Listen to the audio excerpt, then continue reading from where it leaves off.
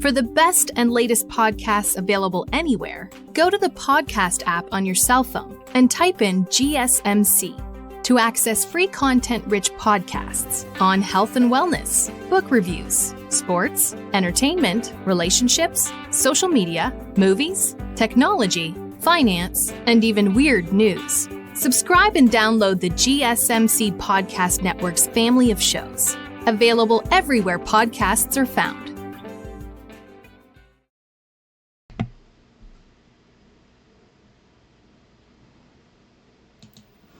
All right, guys, welcome back to the show. We're going to get into our next segment here. Top 5 quarterbacks that are coming out here in the NFL draft in just a few weeks. Obviously, a lot of talk has been around quarterbacks, and rightfully so, because that is the most important position in football. So, obviously, a lot of news and headlines surrounding all of the guys that are, potentially going to be drafted. And some of these guys, who knows where they're going to go? We're not really sure. I'll kind of give an idea of where I think they might go as we go through the list. But at number 5, just to get right into it here, top 5 quarterbacks in the draft. At number 5, I have Jalen Milroe out of Alabama. And this is a guy that I think has the potential to be sort of similar to a Jalen Hurts type of player. He's got the athletic ability. He is a very, very good runner. He's probably the most athletically gifted quarterback in the draft this year, just in terms of being able to run. He's got a very good arm, very strong arm. His issue, like I said, his accuracy is been kind of the issue. That's what he needs to work on. But he's got all of the athletic gifts that you want in a quarterback like that. And if you take a look at just his stats overall, 39 touchdowns, 17 interceptions his last 2 seasons at Alabama. That was throwing the ball. But he has also had 32 rushing touchdowns in that same time span. That's a pretty crazy number for a quarterback.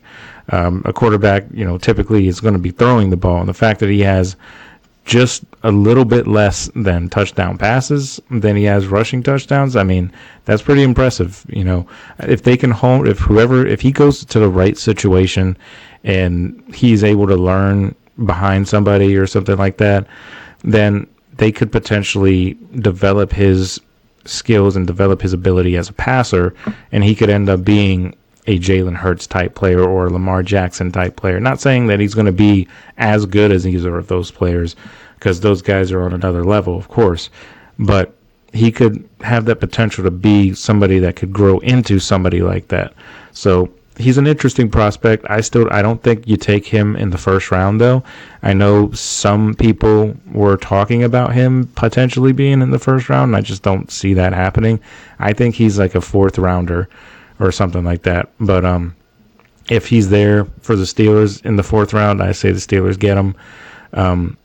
I think that's probably his most likely destination, to be quite honest. I don't see anybody drafting him in the first round, and most of the teams that are drafting quarterbacks in the first round, they're probably not going to be drafting a quarterback again, so you take those teams out of the equation, then everybody else I don't think really necessarily needs a quarterback, or, at the very least are going to wait till next year when it's a better class. But I think Jalen Milroe could fall to the Steelers, and that could be an interesting situation, especially if they get Aaron Rodgers, because he could learn from Aaron Rodgers. Say what you want about Aaron Rodgers, but he is a veteran. He's seen a lot of stuff. So, he could potentially pass some knowledge over to Jalen Milroe, potentially. That's a possibility. But we'll see what happens with him. But I think the Steelers are probably the most likely landing spot for him in the later rounds when he gets drafted. So that's what I have there. So number 4, I have Will Howard out of Ohio State. Now, he's a guy that's been kind of moving up the boards a little bit in the recent weeks or so. He's a national champion, of course, from last year at Ohio State. He didn't wow people with his ability as being a pro-ready quarterback or anything like that, but he still has good numbers, in college. He had just, about 6,600 passing yards, 59 touchdowns, 20 interceptions in just the last 2 seasons. But last year was the year that he really, had a good year. He really showed out in last year. He had 35 touchdowns last season alone and had over 4,000 yards passing. So you could say he also had a ton of talent around him, and that's rightfully so. But most great quarterbacks do have good talent around them. That's part of what makes them great, is being able to have or being able to get the ball to these talented players and, these, playmakers and all that. So obviously having, a guy like Emeka Egbuka there, and then, of course, having all the other receivers that they have there. So that's obviously it's a factor. But, I still think Will Howard is a pretty decent quarterback. He's another one that I would not put a first-round grade on. I could see him maybe going third, fourth round, something like that. Kind of the same sort of spot that Jalen Milroe might go, maybe a little bit earlier, just because he's got the national championship pedigree and all that. And he does have better passing numbers than Milroe does.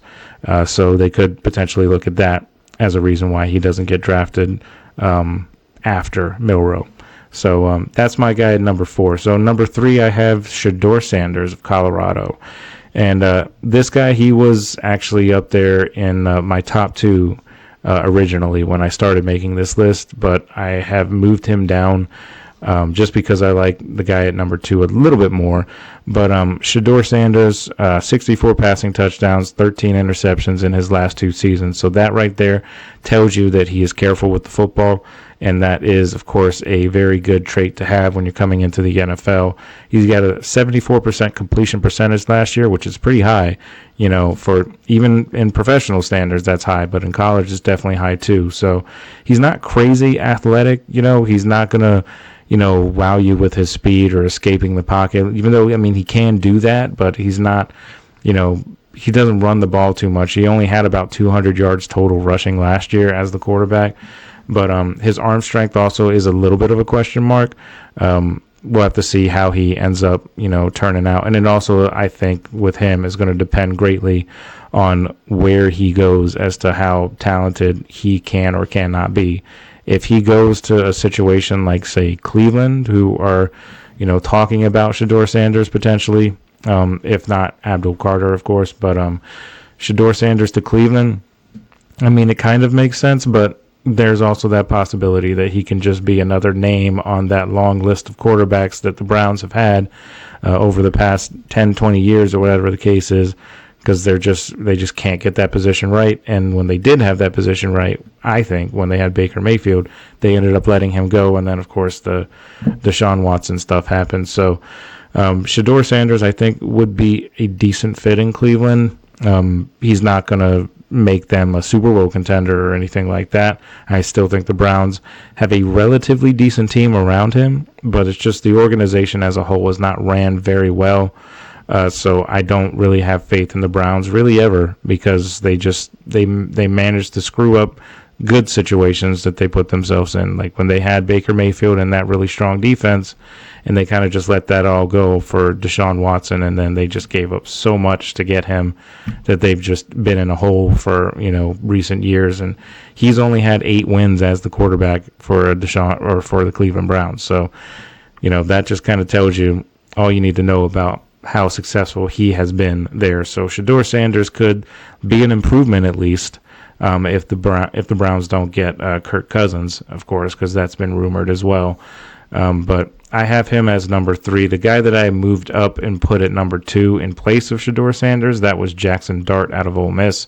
He is a guy who has also shot up a lot of people's boards this offseason during Combine and Pro Days and things like that. He's been impressive, and, he's done a lot of, really good. He's done a lot of interviews, and I guess impressed a lot of different general managers and coaches and things like that. So he's been moving up. He's got a lot of Josh Allen in him when I look at him play, when I watch some of the things he plays or some of the things he does on the field. Of course, he's not Josh Allen, of course. That's not what I'm saying. I'm just saying he has the potential, to be a guy similar to that, can be kind of a gunslinger, sort of a backyard type of, football player. He has that type of potential. Over the past 2 years, he had crazy numbers.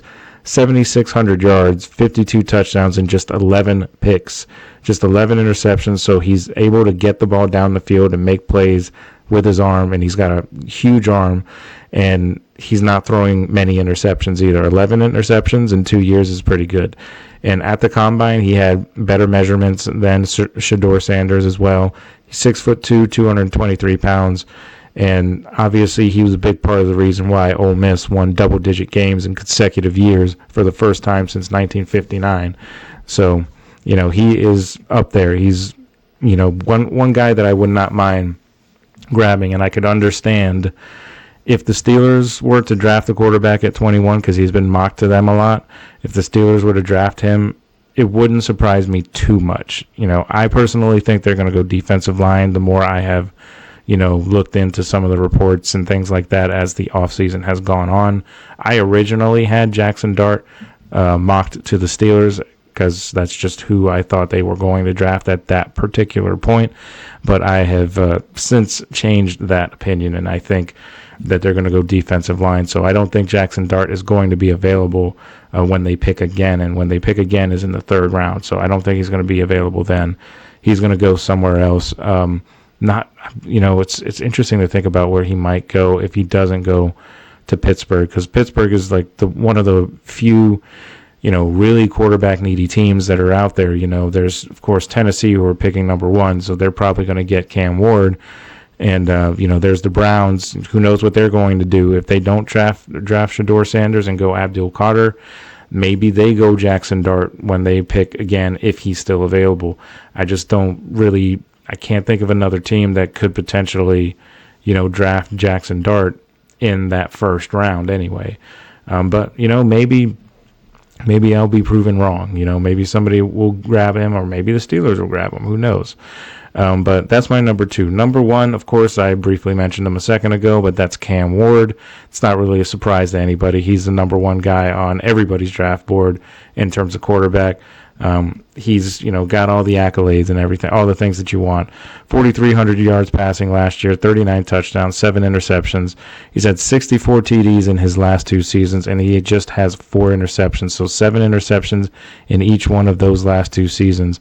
He doesn't run the ball too much. He has just over 200 yards rushing, 4 touchdowns rushing last year, but he's extremely calm and poised in the pocket. That's the one thing that I've just noticed as a fan of the Gators, having to play Miami from time to time.